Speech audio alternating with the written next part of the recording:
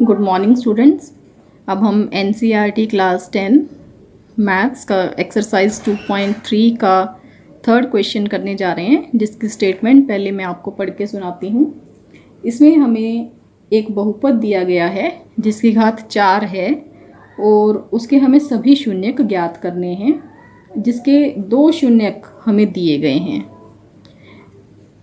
एक घात 4 का बहुपद है जिसके 2 शून्यक हमें दिए गए हैं और बाकी के 2 शून्यक हमें पता करने हैं।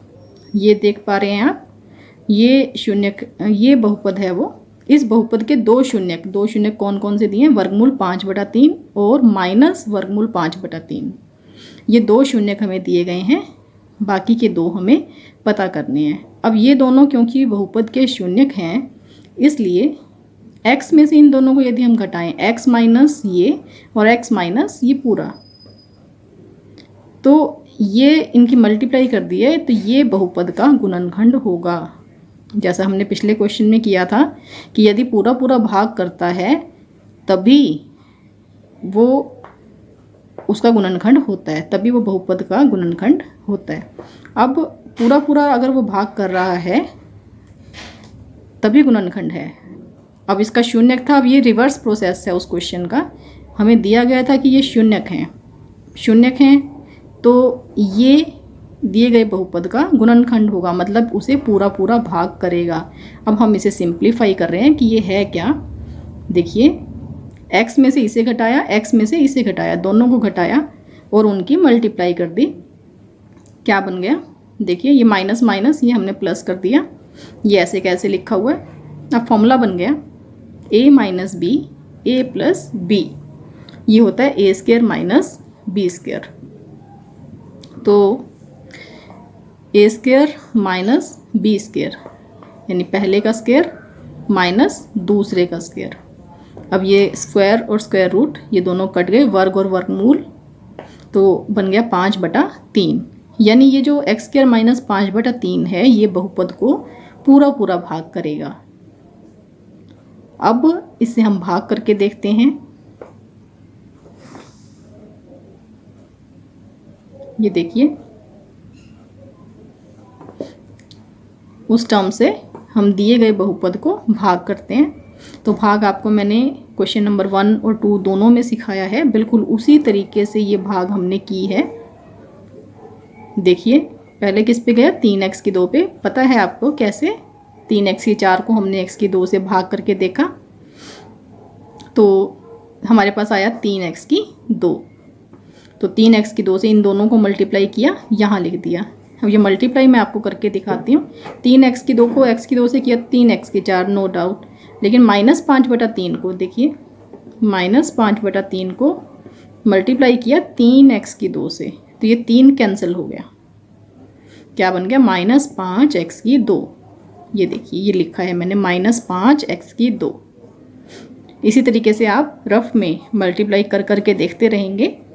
अब ये माइनस हो गया, ये प्लस हो गया, क्योंकि हमें घटाना है इसलिए हमने निशान बदल दिए। ये कैंसिल हो गया, ये एज सच ऐसे कैसे उतार लिया। इसका -2 + 5 था तो ये +3 हो गया, और ये दोनों एज सच।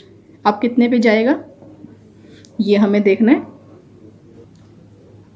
देखिए, अब ये 6x की 3 है, 6x की 3 को x की 2 से भाग किया तो रफ में आप करके देखेंगे पहले की तरह आएगा 6x, तो 6x पे जाएगा।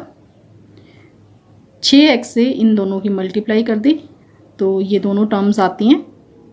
उसके बाद हमने इसे घटा दिया, घटाने के लिए निशान बदले, ये कैंसिल हो गई टर्म। तो हाईएस्ट टर्म को हम इस तरीके से हर बार कैंसिल करते चलेंगे। अब सब्ट्रैक्ट करने के बाद, घटाने के बाद, ये 3x की 2 ये कैंसिल हो गया था और -5 बच गया। अभी देखिए, यहाँ x की 2 है घात, यहाँ भी x की 2 है, तो बराबर है घात, यानी अभी हमें इसे और भी डिवाइड करना है। तो 3x की 2 को x की 2 से भाग करके देखेंगे, आएगा 3। तो अब ये 3 यानी 3 पे जाएगा, तो 3 से इन दोनों की मल्टीप्लाई करके ये लिख दिया। अब निशान बदले तो दोनों ही टर्म्स कैंसिल हो गई, 0 शेष आ गए। ये हमें पहले से ही पता था कि ये पूरा पूरा भाग करेगा, क्योंकि वो दोनों √5/3 और -√5/3 उसके शून्यक थे। तो जब भी शून्यक हैं तो उनसे जो हमने बहुपद बनाया वो बहुपद डेफिनेटली उसे पूरा पूरा भाग करेगा। अब ये टर्म जो ये भागफल आया है, बाकी के 2 शून्यक इससे आएंगे, इसे हम शून्य के बराबर रखेंगे और हल कर लेंगे। तो जो x की 2 वैल्यूज़ आएंगी वो बहुपद के बाकी बचे हुए 2 शून्यक होंगे। तो उसके लिए हम इसे ये देखिए शून्य के बराबर रख लेते हैं। शून्य के बराबर रख के हम इसे अब हल करेंगे। हमने कैसे किया इसे, 3 तिये 9 बन गया। तो 9 के टुकड़े ऐसे बनाने हैं जिनका जोड़ 6 हो। तो फर्स्ट और लास्ट टर्म तो ऐसे के ऐसे लिख ली हमने, और 6 के 3 × 3 3x × 3x 6x को लिख दिया। अब पहले 2 और आखिरी 2 दोनों टुकड़े लेके उनमें से कॉमन ले लिया। उसके बाद ये 2 टर्म्स बन गई, इनमें से x+1 कॉमन आ गया, तो ये बन गया 3x+3 और x+1। अब या तो फर्स्ट टर्म 0 है या सेकंड टर्म 0 है। अगर फर्स्ट 0 है तो 3x बराबर -3, तो x बराबर ये 3 इधर आ जाएगा, 3 से 3 कैंसिल हो गया, x बराबर -1, और यहाँ से भी x बराबर -1। तो दोनों ही शून्यक x बराबर -1 आए हैं। तो 2 शून्यक हमें दिए हुए थे और बाकी के 2 शून्यक हमने पता कर लिए। ये क्वेश्चन एग्ज़ाम के हिसाब से बहुत इम्पॉर्टेंट है। इस क्वेश्चन को ध्यान से समझकर, बिल्कुल आपने बहुत इम्पॉर्टेंट क्वेश्चन समझ के इसे बहुत अच्छे से करना है।